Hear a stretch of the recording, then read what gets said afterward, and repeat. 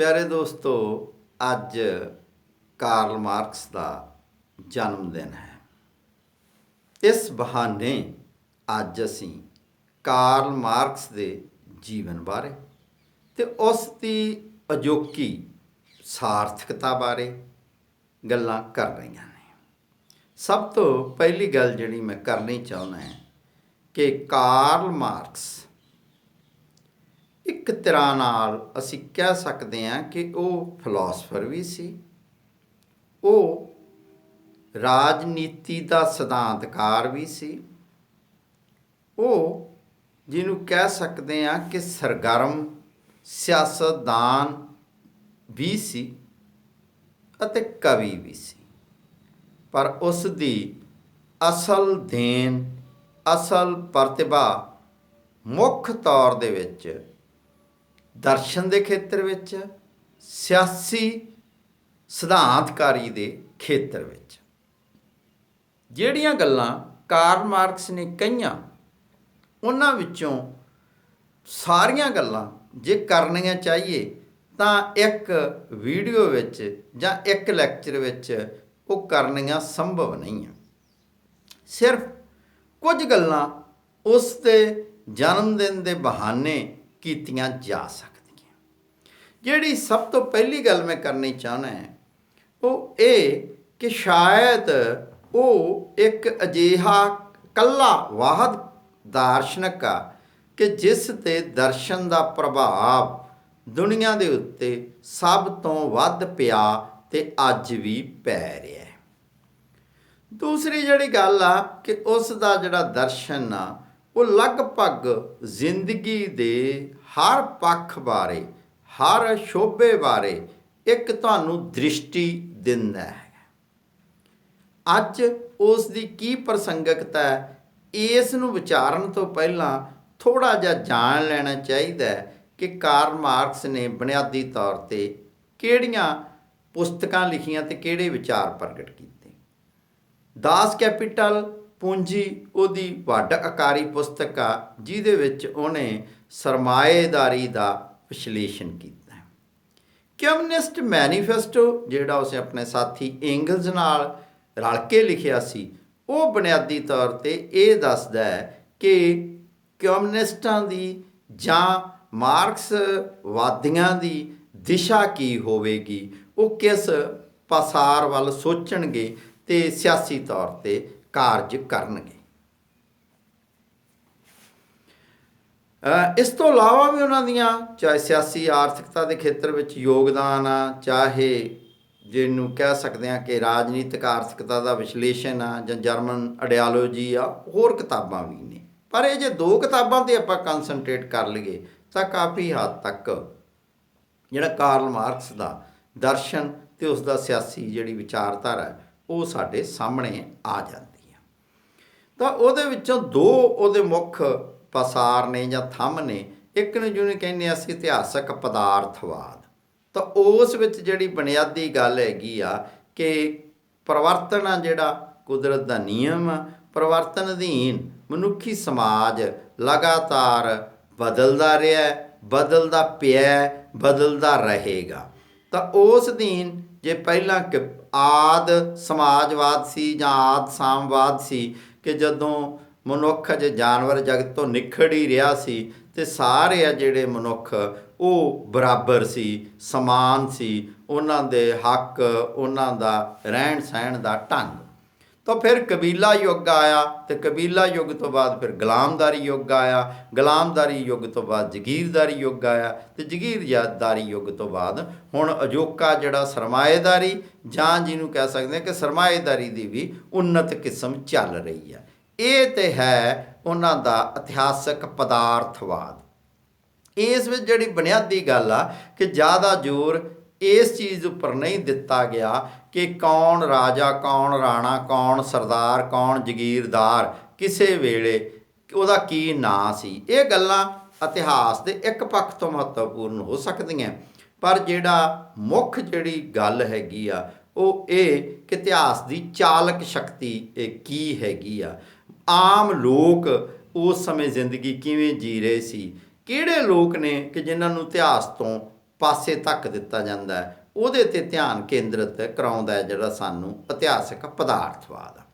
ਜਿਹੜਾ ਇਹਦਾ ਦੂਸਰਾ ਪਸਾਰ ਹੈਗਾ ਜਿਹਨੂੰ ਅਸੀਂ ਦਵੰਦਾਤਮਕ ਪਦਾਰਥਵਾਦ ਕਹਿੰਦੇ ਆ, ਉਸ ਦੀ ਜਿਹੜੀ ਬੁਨਿਆਦ ਆ ਕਿ ਜਿਹੜਾ ਸੰਸਾਰ ਆ ਇਹ ਕਿਸੇ ਦੈਵੀ ਸ਼ਕਤੀ ਤੋਂ ਬਗੈਰ ਜਾਂ ਬਾਹਰੀ ਕਿਸੇ ਸ਼ਕਤੀ ਤੋਂ ਬਗੈਰ ਆਪਣੇ ਆਪ ਚੱਲ ਰਿਹਾ ਹੈ ਅਤੇ ਮੁੱਖ ਤੌਰ 'ਤੇ ਪਦਾਰਥ ਦਾ ਬਣਿਆ ਹੋਇਆ, ਪਦਾਰਥ ਵਿੱਚੋਂ ਚੇਤਨਾ ਪੈਦਾ ਹੋਈ ਆ। ਫਿਰ ਉਸ ਦੇ ਅੱਗੇ ਨਿਯਮ ਨੇ ਕਿ ਕਿਸ ਤਰ੍ਹਾਂ ਆ ਕਿ ਜਿਹੜੀ ਹੌਲੀ ਹੌਲੀ ਤਬਦੀਲੀ ਆ ਉਹ ਇੱਕ ਦਿਨ ਗੁਣਾਂ 'ਚ ਤਬਦੀਲੀ ਬਣ ਜਾਂਦੀ ਆ, ਜਿਹੜੀ ਗਿਣਤੀ ਦੇ ਪੱਖੋਂ ਤਬਦੀਲੀ ਆ ਉਹ ਗੁਣਾਂ 'ਚ ਤਬਦੀਲੀ ਵਾਪਰ ਜਾਂਦੀ ਆ। ਇਸ ਤਰ੍ਹਾਂ ਦੀਆਂ ਜਿਹੜੀਆਂ ਗੱਲਾਂ ਨੇ, ਕਿਵੇਂ ਨਖੇਧ ਦਾ ਨਖੇਧ ਹੋ ਜਾਂਦਾ ਹੈਗਾ, ਕਿਵੇਂ ਜਿਹੜਾ ਹਰ ਚੀਜ਼ ਦਾ ਇੱਕ ਵਿਰੋਧ ਹੁੰਦਾ ਹੈ, ਆਪੋਜਿਟ ਹੁੰਦਾ, ਦਵੰਦਾਤਮਕ ਪਦਾਰਥਵਾਦ, ਇਸੇ ਕਰਕੇ ਹੀ ਉਹਦਾ ਨਾਂ ਹੈ। ਇਹ ਜਿਹੜੇ ਦੋਨੇ ਦਰਸ਼ਨ ਦੇ ਧੁਰੇ ਨੇ, ਜਿਹੜੇ ਇਹ ਦੋਨੇ ਦਰਸ਼ਨ ਦੇ ਸੰਕਲਪ ਨੇ, ਇਤਿਹਾਸਕ ਪਦਾਰਥਵਾਦ ਅਤੇ ਪਦਾਰਥਵਾਦੀ ਦਵੰਦਵਾਦ ਜਾਂ ਦਵੰਦਾਤਮਕ ਪਦਾਰਥਵਾਦ ਆ ਜਿਹੜਾ, ਇਸ ਦੇ ਆਧਾਰ ਨੂੰ ਜਦੋਂ ਅਸੀਂ ਸਿਆਸੀ ਤੌਰ 'ਤੇ ਕਹਿੰਦੇ ਹਾਂ ਤਾਂ ਜਿਹੜੀ ਗੱਲ ਸਰਮਾਏਦਾਰੀ ਦੌਰ ਬਾਰੇ ਮਾਰਕਸ ਦੀ ਮਹੱਤਵਪੂਰਨ ਆ ਉਹ ਇਹ ਆ ਕਿ ਭਾਈ ਮੁੱਖ ਤੌਰ 'ਤੇ ਸਰਮਾਇਆ ਓਨੀ ਦੇਰ ਇਕੱਠਾ ਨਹੀਂ ਹੋ ਸਕਦਾ ਜਿੰਨੀ ਦੇਰ ਕਿਸੇ ਦਾ ਸ਼ੋਸ਼ਣ ਨਾ ਕੀਤਾ ਜਾਵੇ, ਜਿੰਨੀ ਦੇਰ ਕਿਸੇ ਨੂੰ ਲੁੱਟਿਆ ਨਾ ਜਾਵੇ। ਅਤੇ ਲੁੱਟਿਆ ਕਿਵੇਂ ਜਾਂਦਾ, ਸ਼ੋਸ਼ਣ ਕਿਵੇਂ ਕੀਤਾ ਜਾਂਦਾ, ਇਸ ਨੂੰ ਹੀ ਮੁੱਖ ਤੌਰ 'ਤੇ ਮਾਰਕਸ ਸਮਝਾਉਂਦਾ ਹੈ ਕਿ ਕਿਵੇਂ ਕਿਸੇ ਕਿਰਤ ਕਰਨ ਵਾਲੇ ਜਿਹੜਾ ਮਜ਼ਦੂਰ ਆ ਉਸ ਨੂੰ ਪੂਰੀ ਮਜ਼ਦੂਰੀ ਨਹੀਂ ਦਿੱਤੀ ਜਾਂਦੀ, ਉਸ ਨੂੰ ਘੱਟ ਮਜ਼ਦੂਰੀ ਦਿੱਤੀ ਜਾਂਦੀ ਆ ਜਿੰਨੀ ਦੀ ਉਹ ਵਸਤ ਪੈਦਾ ਕਰਦਾ, ਕਦਰ ਪੈਦਾ ਕਰਦਾ, ਮੁੱਲ ਪੈਦਾ ਕਰਦਾ। ਜਿਹੜਾ ਇਹ ਫਰਕ ਆ ਕਿ ਜਿੰਨਾ ਉਸ ਨੂੰ ਦਿੱਤਾ ਜਾਂਦਾ ਅਤੇ ਜਿੰਨਾ ਉਹ ਮੁੱਲ, ਕਦਰ, ਕੀਮਤ ਜਿੰਨੀ ਉਹ ਪੈਦਾ ਕਰਦਾ, ਉਸ ਦੇ ਵਿਚਕਾਰ ਜਿਹੜਾ ਇਹੀ ਮੁਨਾਫਾ ਹੈ ਅਤੇ ਇਹੀ ਮੁਨਾਫਾ ਜਿਹੜਾ ਇਹ ਸਰਮਾਏ ਦੇ ਇਕੱਤਰੀਕਰਨ ਦਾ ਕਾਰਨ ਬਣਦਾ, ਸਰਮਾਏਦਾਰ ਨੂੰ ਅਮੀਰ ਕਰਦਾ, ਧਨਾਢ ਕਰਦਾ, ਵੱਡਾ ਬਣਾਉਂਦਾ। ਇਹ ਗੱਲ ਉਹਨੇ ਆਖੀ ਅਤੇ ਇਹਦੇ ਲਈ ਇਹ ਕਿ ਉਹ ਕਹਿੰਦਾ ਕਿ ਇਨਕਲਾਬ ਕਰਨ ਦੀ ਜ਼ਰੂਰਤ ਆ, ਅਤੇ ਇਨਕਲਾਬ ਕਰਨ ਦੇ ਲਈ ਉਹਨੇ ਕਿਹਾ ਕਿ ਜਿਹੜੀ ਮਜ਼ਦੂਰ ਸ਼ਕਤੀ ਆ ਉਹ ਚਾਲਕ ਬਣੂਗੀ ਜਾਂ ਉਹਨੂੰ ਚਾਲਕ ਬਣਨਾ ਚਾਹੀਦਾ। ਇਹ ਉਹਦੇ ਵਿਚਾਰ ਸੀਗੇ ਬੁਨਿਆਦੀ ਤੌਰ 'ਤੇ, ਜਿਸ ਨੂੰ ਉਹ ਇਨਕਲਾਬ ਕਹਿੰਦਾ ਹੈਗਾ। ਅਤੇ ਉਹ ਕਹਿੰਦਾ ਕਿ ਇੱਕ ਦਿਨ ਭਵਿੱਖ ਦੇ ਵਿੱਚ ਸਮਾਜਵਾਦ ਆਵੇਗਾ, ਸਮਾਜਵਾਦ ਆ ਫਿਰ ਕਮਿਊਨਿਜ਼ਮ 'ਚ ਬਦਲ ਜਾਵੇਗਾ ਕਿ ਜਦੋਂ ਮਨੁੱਖ ਨੂੰ ਓਨਾ ਦਿੱਤਾ ਜਾ ਸਕੇਗਾ ਕਿ ਜਿੰਨੀ ਉਸ ਦੀ ਲੋੜ ਆ ਅਤੇ ਉਸ ਤੋਂ ਓਨਾ ਹੀ ਕੰਮ ਲਿਆ ਜਾਵੇਗਾ ਜਿੰਨਾ ਉਹ ਕਿ ਕਰਨਾ ਚਾਹੁੰਦਾ ਹੈ, ਜਾਂ ਜਿੰਨਾ ਉਸ ਦੀ ਸਮਰੱਥਾ ਹੈ ਉਹਦੇ ਅਨੁਸਾਰ ਉਹ ਤੋਂ ਕੰਮ ਤਾਂ ਲਿਆ ਜਾਵੇਗਾ, ਪਰ ਉਸ ਨੂੰ ਉਸ ਦੀ ਲੋੜ ਅਨੁਸਾਰ ਦਿੱਤਾ ਵੀ ਜਾਵੇਗਾ। ਇਹ ਜਿਹੜੀ ਵਿਸ਼ਵਾਸ ਸੀ ਜਾਂ ਇਸ ਉੱਪਰ ਵਿਸ਼ਵਾਸ ਉੱਤੇ ਚੱਲਦਿਆਂ ਕੁਝ ਦੇਸ਼ਾਂ ਦੇ ਵਿੱਚ ਇਨਕਲਾਬ ਹੋਇਆ। ਲਗਭਗ ਉਸ ਦੀਆਂ ਮੁੱਢਲੇ ਜਨਮ ਤੋਂ ਕੋਈ 100 ਸਾਲ ਬਾਅਦ ਇਹ ਗੱਲ ਸੋਵੀਅਤ ਯੂਨੀਅਨ ਰੂਸ ਵਿੱਚ ਸੰਭਵ ਹੋਈ, ਜਿੱਥੇ ਫਿਰ ਸੋਵੀਅਤ ਯੂਨੀਅਨ ਬਣਿਆ। ਬਾਅਦ ਦੇ ਵਿੱਚ ਚੀਨ ਦੇ ਵਿੱਚ ਇਨਕਲਾਬ ਹੋਇਆ, ਫਿਰ ਬਾਅਦ ਦੇ ਵਿੱਚ ਕੰਬੋਡੀਆ, ਵੀਅਤਨਾਮ ਜਾਂ ਕਿਊਬਾ ਦੇ ਵਿੱਚ ਸਮਾਜਵਾਦ ਆਇਆ, ਜਾਂ ਕੁਝ ਦੇਸ਼ਾਂ ਦੇ ਵਿੱਚ ਅਜਿਹੀਆਂ ਪ੍ਰਣਾਲੀਆਂ ਬਣੀਆਂ। ਤਾਂ ਜਿਹੜਾ ਸਮਾਜਵਾਦ ਦਾ ਸੰਕਲਪ ਆ ਇਹ ਲਗਭਗ ਸਾਰੇ ਸੰਸਾਰ ਦੇ ਵਿੱਚ ਹੀ ਸਿਧਾਂਤਕ ਪੱਧਰ 'ਤੇ ਕਿਸੇ ਨਾ ਕਿਸੇ ਰੂਪ ਦੇ ਵਿੱਚ ਪ੍ਰਵਾਨਿਆ ਗਿਆ। ਤਾਂ ਇਹ ਇਹਦਾ ਇੱਕ ਪਸਾਰ ਆ। ਹੁਣ ਇਹਦਾ ਪਸਾਰ ਹੈਗਾ ਕਿ ਕੁਝ ਅੱਜ ਇਹਦੀ ਅਜੋਕੀ ਸਾਰਥਕਤਾ ਕੀ ਬਣਦੀ ਹੈ, ਕਿ ਹੁਣ ਇਹਦੀ ਸਾਰਥਕਤਾ ਹੈ ਕੋਈ। ਤਾਂ ਬਹੁਤ ਸਾਰੇ ਲੋਕ ਤਾਂ ਇਹ ਕਹਿੰਦੇ ਨੇ ਕਿ ਵੇਖੋ ਸੋਵੀਅਤ ਯੂਨੀਅਨ ਦਾ ਜਿਹੜਾ ਤਜਰਬਾ ਹੈ ਉਹ ਫੇਲ ਹੋ ਚੁੱਕਿਆ ਹੈਗਾ, ਸੋਵੀਅਤ ਯੂਨੀਅਨ ਟੁੱਟ ਚੁੱਕਿਆ, ਰੂਸੀ ਇਨਕਲਾਬ ਦੇ ਵਿੱਚ ਪੁੱਠੇ ਪਾਸੇ ਤੁਰ ਚੁੱਕਿਆ ਹੈਗਾ, ਚੀਨ ਦੇ ਵਿੱਚ ਵੀ ਅੱਜ ਸਮਾਜਵਾਦੀ ਪ੍ਰਬੰਧ ਨਹੀਂ ਆ। ਤਾਂ ਇਸ ਹਾਲਤ ਵਿੱਚ ਜਿਹੜਾ ਸਮਾਜਵਾਦ ਆ ਜਿਹੜਾ ਇਹਦੀ ਸੰਕਲਪਨਾ ਹੀ ਮਾਰਕਸ ਦੀ ਗਲਤ ਸੀ, ਮਾਰਕਸ ਦਾ ਸੁਪਨਾ ਹੀ ਗਲਤ ਆ। ਦੂਸਰੇ ਪਾਸੇ ਬਹੁਤ ਸਾਰੇ ਲੋਕ ਆ ਜਿਹੜੇ ਸੋਚਦੇ ਆ ਕਿ ਮਾਰਕਸ ਨੂੰ ਲਾਗੂ ਕਰਨ ਵਾਲੀਆਂ ਕਮਿਊਨਿਸਟ ਪਾਰਟੀਆਂ ਵਿੱਚ ਗਲਤੀ ਹੋ ਸਕਦੀ ਆ, ਮਾਰਕਸਵਾਦ ਨੂੰ ਲਾਗੂ ਕਰਨ ਵਿੱਚ ਗਲਤੀ ਹੋ ਸਕਦੀ ਆ, ਪਰ ਮਾਰਕਸ ਦਾ ਜਿਹੜਾ ਇਹ ਸੁਪਨਾ ਹੈ, ਜਿਹੜਾ ਇਹ ਆਦਰਸ਼ ਆ, ਜਿਹੜੀ ਉਹਦੀ ਇੱਛਾ ਸੀਗੀ, ਇਹ ਗਲਤ ਨਹੀਂ ਗੀ ਕਿ ਸਾਰੇ ਮਨੁੱਖ ਆ ਜਿਹੜੇ ਉਹਨਾਂ ਨਾਲ ਬਰਾਬਰ ਦਾ ਸਲੂਕ ਹੋਵੇ ਅਤੇ ਸਾਰੇ ਬੰਦਿਆਂ ਨੂੰ ਧਰਤੀ ਦੇ ਉੱਤੇ ਜਿੰਨੇ ਕੁੱਲ ਮਾਲ ਖਜ਼ਾਨਾ ਹੈ ਉਹਦੇ ਤੋਂ ਜਿੰਨੀਆਂ ਵੀ ਅਸੀਂ ਸੁੱਖ ਸਹੂਲਤਾਂ ਪਦਾਰਥ ਪੈਦਾ ਕੀਤੇ ਆ ਉਹਨਾਂ ਉੱਪਰ ਸਭ ਦਾ ਬਰਾਬਰ ਅਧਿਕਾਰ ਹੋਵੇ। ਇਹ ਮਾਰਕਸ ਦਾ ਸੁਪਨਾ ਹੈ, ਇਹ ਪੂਰਾ ਹੋਣਾ ਚਾਹੀਦਾ ਹੈ। ਇਹ ਬਹੁਤ ਸਾਰੇ ਲੋਕਾਂ ਦਾ ਮਤ ਆ ਕਿ ਕਮਿਊਨਿਸਟ ਪਾਰਟੀਆਂ ਗਲਤ ਹੋ ਸਕਦੀਆਂ, ਉਹਨਾਂ ਦਾ ਢੰਗ ਗਲਤ ਹੋ ਸਕਦਾ ਹੈਗਾ, ਲੀਡਰ ਗਲਤ ਹੋ ਸਕਦੇ ਆ।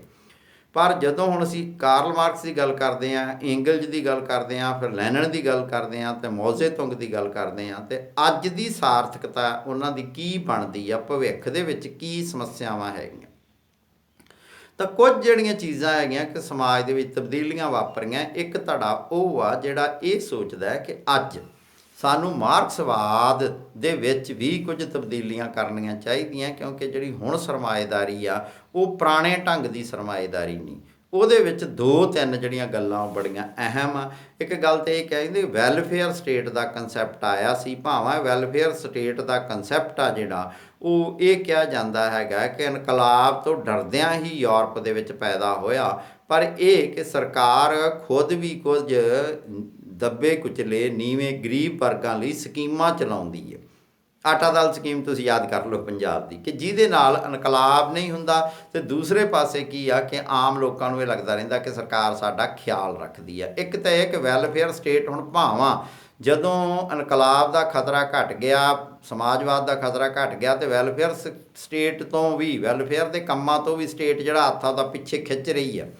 ਜਿਵੇਂ ਪੈਨਸ਼ਨਾਂ ਬੰਦ ਹੋਈਆਂ ਹੈਗੀਆਂ, ਜਿਵੇਂ ਕਿ ਪੱਛਮ ਦੇ ਵਿੱਚ ਵੀ ਜਿਹੜੀ ਮੁਫਤ ਮੈਡੀਕਲ ਸਹੂਲਤ ਆ ਜਾਂ ਮੁਫਤ ਜਿਹੜੀ ਸਿੱਖਿਆ ਦੀ ਸਹੂਲਤ ਆ, ਉਹਦੇ ਤੋਂ ਵੀ ਹੌਲੀ ਹੌਲੀ ਸਿਹਤ ਦੀਆਂ ਸਹੂਲਤਾਂ ਤੋਂ ਪਿੱਛੇ ਹਟਿਆ ਜਾ ਰਿਹਾ। ਪਰ ਇਹ ਇੱਕ ਪੱਖ ਹੈਗਾ ਕਿ ਕੀ ਵੈਲਫੇਅਰ ਸਟੇਟ ਜਿਹੜਾ ਪੂੰਜੀਵਾਦੀ ਪ੍ਰਬੰਧ ਦੀ ਵੈਲਫੇਅਰ ਸਟੇਟ ਆ, ਕੀ ਉਹ ਲੋਕਾਂ ਦਾ ਭਲਾ ਕਰ ਸਕਦੀ ਹੈ। ਦੂਸਰੀ ਜਿਹੜੀ ਸਮੱਸਿਆ ਆਉਂਦੀ ਆ ਉਹ ਇਹ ਸਮੱਸਿਆ ਆਉਂਦੀ ਆ ਕਿ ਅੱਜ ਦੇ ਯੁੱਗ ਵਿੱਚ ਜਿਹੜਾ ਨਵਾਂ ਟੈਕਨੋਲੋਜੀ ਦਾ ਯੁੱਗ ਆ, ਇਸ ਟੈਕਨੋਲੋਜੀ ਦੇ ਯੁੱਗ ਵਿੱਚ ਜਿਹੜਾ ਕਿਰਤ ਦੀ ਪੁਰਾਣੇ ਢੰਗ ਦੀ ਲੁੱਟ ਖਤਮ ਹੋ ਗਈ। ਮੈਂ ਕਿ ਵੱਡੀ ਗੱਲ ਇਹ ਹੋ ਗਈ ਕਿ ਅਸਲ ਦੇ ਵਿੱਚ ਤਾਂ ਕੰਮ ਹੀ ਨਹੀਂ, ਮਸ਼ੀਨਾਂ ਨੇ ਕੰਮ ਸਾਂਭ ਲਿਆ, ਜਾਂ ਕੁਝ ਆਬਾਦੀ ਦੇ ਕੁਝ ਪ੍ਰਤੀਸ਼ਤ ਨੇ ਸਾਰਾ ਕੰਮ ਸਾਂਭ ਲਿਆ। ਤਾਂ ਉਸ ਸਥਿਤੀ ਵਿੱਚ ਜਿਹੜੀ ਬਹੁ ਗਿਣਤੀ ਆ ਉਹਦੇ ਕੋਲੇ ਕੰਮ ਨਹੀਂ ਆ। ਸ਼ੋਸ਼ਣ ਤਾਂ ਹੋਊ ਕਿ ਜੇ ਉਹਨੂੰ ਕੋਈ ਰੁਜ਼ਗਾਰ ਦੇਵੇਗਾ। ਇਹ ਜਿਹੜਾ ਇਰਰੈਲੇਵੈਂਟ ਹੋਣ ਦਾ ਕੰਸੈਪਟ ਹੈਗਾ, ਇਸ ਨਾਲ ਕਿਵੇਂ ਨਜਿੱਠਿਆ ਜਾਵੇ, ਇਹ ਵੀ ਮਾਰਕਸਵਾਦ ਮੂਹਰੇ ਇੱਕ ਵੱਡੀ ਚੁਣੌਤੀ ਆ ਕਿ ਵਿਅਕਤੀ ਨੇ ਉਹਨਾਂ ਦਾ ਸ਼ੋਸ਼ਣ ਕੋਈ ਨਹੀਂ ਕਰ ਰਿਹਾ, ਪਰ ਉਹਨਾਂ ਨੂੰ ਕੋਈ ਕੰਮ ਵੀ ਨਹੀਂ ਦੇ ਰਿਹਾ। ਇਸ ਦੇ ਬਾਰੇ ਮਾਰਕਸਿਜ਼ਮ ਦੇ ਅੱਗੇ ਇੱਕ ਵੱਡੀ ਚੁਣੌਤੀ ਹੈ ਜਿਹੜੀ ਟੈਕਨੋਲੋਜੀ ਨੇ ਪੈਦਾ ਕੀਤੀ ਹੈਗੀ। ਇਹਦੇ ਨਾਲ ਹੀ ਕੁਝ ਨਵੀਆਂ ਚੁਣੌਤੀਆਂ ਪੈਦਾ ਹੋਈਆਂ ਨੇ ਕਿ ਜਿਹੜੀਆਂ ਚੁਣੌਤੀਆਂ ਨੂੰ ਅਜੇ ਨਜਿੱਠਣਾ ਬਾਕੀ ਆ। ਖਾਸ ਕਰਕੇ ਜਿਵੇਂ ਇਹ ਕਿ ਮਾਰਕਸ ਦੇ ਸਮੇਂ ਜਿਹੜਾ ਪੈਦਾਵਾਰ ਆ ਉਹ ਹੀ ਮਹੱਤਵਪੂਰਨ ਮੰਨੀ ਗਈ, ਪਰ ਪੈਦਾਵਾਰ ਕਰਦਿਆਂ ਜਿਹੜਾ ਸਾਡਾ ਵਾਤਾਵਰਨ ਆ ਉਹ ਜੇ ਪਲੀਤ ਹੁੰਦਾ ਤਾਂ ਉਹਦੇ ਨਾਲ ਕਿਵੇਂ ਨਜਿੱਠਿਆ ਜਾਵੇ। ਭਾਵੇਂ ਮੋਟੇ ਤੌਰ 'ਤੇ ਮਾਰਕਸਵਾਦੀ ਚੌਕਠੇ ਅਨੁਸਾਰ ਤਾਂ ਇਹੀ ਸਮਝਿਆ ਜਾ ਸਕਦਾ ਹੈ ਕਿ ਅਸਲ ਵਿੱਚ ਤਾਂ ਮੁਨਾਫੇ ਦੀ ਜਿਹੜੀ ਅੰਨੀ ਹਿਰਸ ਆ ਉਹ ਹੀ ਖਰਾਬ ਕਰ ਰਹੀ ਹੈਗੀ ਆ ਪਰ ਵਾਤਾਵਰਨ ਨੂੰ। ਪਰ ਇਸ ਦੇ ਬਾਵਜੂਦ ਇਸ ਮਾਮਲੇ ਨਾਲ ਕਿਵੇਂ ਨਜਿੱਠਿਆ ਜਾਵੇ। ਇੱਕ ਕਿ ਕੀ ਇਨਕਲਾਬ ਹਿੰਸਕ ਢੰਗ ਨਾਲ ਹੀ ਆ ਸਕਦਾ, ਕੀ ਵੋਟਾਂ ਰਾਹੀਂ ਇਨਕਲਾਬ ਆ ਸਕਦਾ। ਹਾਲਾਂਕਿ ਅਸੀਂ ਵੇਖਿਆ ਹੈਗਾ ਕਿ ਚਿਲੀ ਦੇ ਵਿੱਚ ਜਿਹੜਾ ਅਲੈਂਦੇ ਸਲਵਾਡੋਰ ਜਿਹੜਾ ਅਲੈਂਦੇ ਸੀਗਾ, ਉਸ ਦਾ ਰਾਜ ਪਲਟਾ ਕਰਕੇ ਉਸ ਨੂੰ ਮਾਰ ਦਿੱਤਾ ਗਿਆ। ਇਵੇਂ ਅਸੀਂ ਦੇਖਦੇ ਹਾਂ ਕਿ ਭਾਵੇਂ ਭਾਰਤ ਦੇ ਕੁਝ ਸੂਬਿਆਂ ਵਿੱਚ ਕਮਿਊਨਿਸਟ ਸਰਕਾਰਾਂ ਵੀ ਰਹੀਆਂ, ਉਹ ਚਾਹੇ ਕਦੇ ਬੰਗਾਲ 'ਚ ਹੋਵੇ ਅਤੇ ਕਦੇ ਕੇਰਲਾ 'ਚ ਹੋਵੇ, ਪਰ ਇਸ ਦੇ ਬਾਵਜੂਦ ਇਨਕਲਾਬ ਆ ਜਿਹੜਾ ਜਾਂ ਲੋਕਾਂ ਦੇ ਜੀਵਨ ਵਿੱਚ ਬੁਨਿਆਦੀ ਤਬਦੀਲੀ ਉਹ ਨਹੀਂ ਆ ਸਕੀ। ਅਤੇ ਕੀ ਇਨਕਲਾਬ ਆ ਜਿਹੜਾ ਉਹ ਲੋਕਤੰਤਰੀ ਢੰਗ ਨਾਲ ਆ ਸਕਦਾ। ਤਾਂ ਕੁਝ ਚੁਣੌਤੀਆਂ ਨੇ ਕਿ ਵਾਤਾਵਰਨ ਦੇ ਮਸਲੇ ਨਾਲ ਕਿਵੇਂ ਨਜਿੱਠਿਆ ਜਾਵੇ, ਕੀ ਜਿਹੜਾ ਬੁਰਜੂਆ ਲੋਕਤੰਤਰੀ ਢੰਗ ਆ ਉਹਦੇ ਨਾਲ ਸੱਤਾ 'ਤੇ ਕਾਬਜ ਹੋ ਕੇ ਲੋਕਾਂ ਦੀ ਸਥਿਤੀ ਸੰਭਾਲੀ ਜਾ ਸਕਦੀ ਹੈ। ਕਿ ਅੱਜ ਜਦੋਂ ਸ਼ੋਸ਼ਣ ਹੀ ਨਹੀਂ ਹੋ ਰਿਹਾ, ਲੋਕਾਂ ਨੂੰ ਨੌਕਰੀਓ ਹੀ ਨਹੀਂ ਮਿਲ ਰਹੀ, ਨੌਕਰਾਂ ਨੂੰ ਰੁਜ਼ਗਾਰ ਹੀ ਨਹੀਂ ਮਿਲ ਰਿਹਾ, ਅਤੇ ਸ਼ੋਸ਼ਣ ਦਾ ਤਾਂ ਮਸਲਾ ਹੀ ਨਹੀਂ ਆਉਂਦਾ, ਇਰਰੈਲੇਵੈਂਟ ਕਰਨ ਦਾ ਮਸਲਾ ਆਉਂਦਾ, ਉਦੋਂ ਕੀ ਸਥਿਤੀ ਹੋਵੇ, ਕਿਵੇਂ ਇਸ ਨੂੰ ਵਿਚਾਰਿਆ ਜਾਵੇ। ਇੱਕ ਜਿਹੜੇ ਆਏ ਇਨਕਲਾਬ ਆ ਉਹ ਕਰਾਹੇ ਕਿਉਂ ਪੈ ਗਏ ਜਾਂ ਪੁੱਠੇ ਰਾਹ ਕਿਉਂ ਪੈ ਗਏ, ਜਿਵੇਂ ਕਿ ਕਿਸ਼ਨ ਸਿੰਘ ਕਹਿੰਦਾ ਕਿ ਆਏ ਇਨਕਲਾਬ ਕਰਾਹੇ ਪੈ ਗਏ, ਕਾਮਰੇਡ ਜਿਹੜੇ ਉਹ ਅਫਸਰ ਕਿਉਂ ਬਣ ਗਏ। ਇਹ ਜਿਹੜੀਆਂ ਭਵਿੱਖ ਦੀਆਂ ਚੁਣੌਤੀਆਂ ਜਿਹਦੇ ਨੂੰ ਨਜਿੱਠਣਾ ਬੜਾ ਜ਼ਰੂਰੀ ਆ। ਅਤੇ ਅੱਜ ਮਾਰਕਸ ਦੇ ਜਨਮ ਦਿਹਾੜੇ 'ਤੇ ਇਹ ਗੱਲ ਬੜੀ ਜ਼ਰੂਰੀ ਬਣ ਜਾਂਦੀ ਆ ਕਿ ਮਾਰਕਸਿਜ਼ਮ ਦੀ ਇੱਕ ਪਾਸੇ ਜੇ ਸਾਰਥਕਤਾ ਨੂੰ ਪੁਨਰ ਸਥਾਪਿਤ ਕਰਨ ਦੀ ਲੋੜ ਆ, ਤਾਂ ਨਾਲ ਦੀ ਨਾਲ ਇਸ ਗੱਲ ਦੀ ਵੀ ਬਹੁਤ ਜ਼ਰੂਰਤ ਆ ਕਿ ਜਿਹੜੀਆਂ ਨਵੀਆਂ ਚੁਣੌਤੀਆਂ ਉਹਨਾਂ ਨੂੰ ਕਿਵੇਂ ਨਜਿੱਠਿਆ ਜਾਵੇ, ਉਹਦੇ ਬਾਰੇ ਵੀ ਖੁੱਲ੍ਹੇ ਮਨ ਨਾਲ ਵਿਚਾਰ ਕਰਨ ਦੀ ਜ਼ਰੂਰਤ ਆ। ਮਾਰਕਸ ਨੂੰ ਵੀ ਇੱਕ ਧਰਮ ਵਾਂਗ ਇੱਕ ਹਾਰਫੇ ਆਖਰੀ ਵਾਂਗ ਲੈਣ ਦੀ ਜ਼ਰੂਰਤ ਨਹੀਂ, ਜੇ ਅਸੀਂ ਮਾਰਕਸ ਨੂੰ ਸਹੀ ਢੰਗ ਨਾਲ ਸਮਝਿਆ ਹੋਵੇ ਤਾਂ।